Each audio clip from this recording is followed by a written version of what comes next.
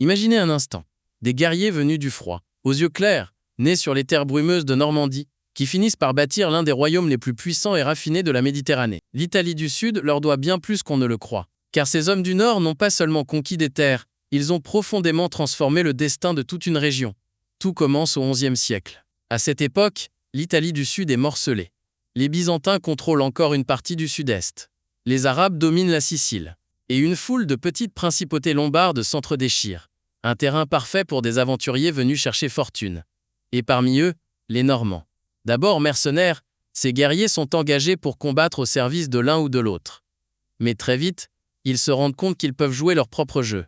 La famille de Hauteville, et notamment deux figures légendaires, Guillaume Bras de Fer et Robert Guiscard, vont alors écrire une épopée digne des plus grands récits. Robert Guiscard est l'un de ces chefs au destin renversant. Parti de rien, il devient duc d'Apulie et de Calabre. Il affronte l'Empire byzantin, repousse les armées impériales et jette les bases d'un royaume indépendant. Et son frère, Roger, n'est pas en reste. C'est lui qui conquiert la Sicile aux Arabes, au prix de longues campagnes. Mais au lieu de tout raser, il garde ce que la culture musulmane a de plus riche, son administration, son architecture, sa science. Le résultat est époustouflant, car c'est là que les Normands se distinguent vraiment.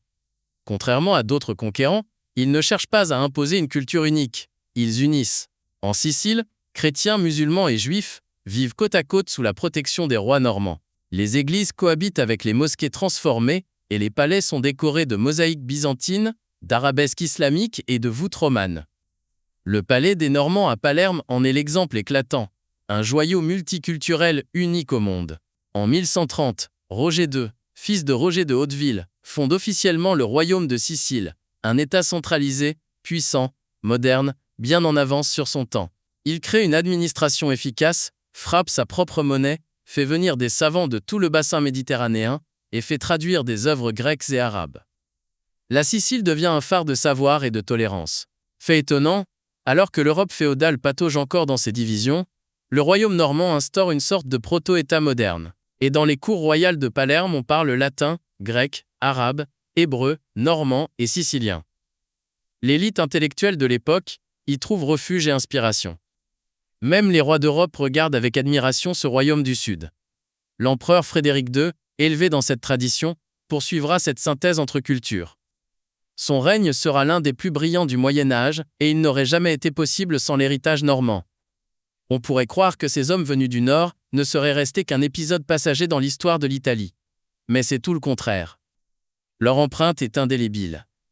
Dans les pierres, dans les lois, dans les esprits. Les Normands ont pris une terre divisée et l'ont unifiée. Ils ont bâti un royaume florissant sur les ruines des empires précédents.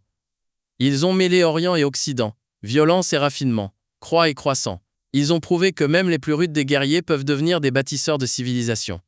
Leur histoire en Italie du Sud est celle d'une conquête, oui, mais surtout d'une transformation. Et encore aujourd'hui, marcher dans les rues de Palerme ou de Montréal, c'est entendre l'écho de ces Normands visionnaires, qui ont changé à jamais le visage de l'Italie.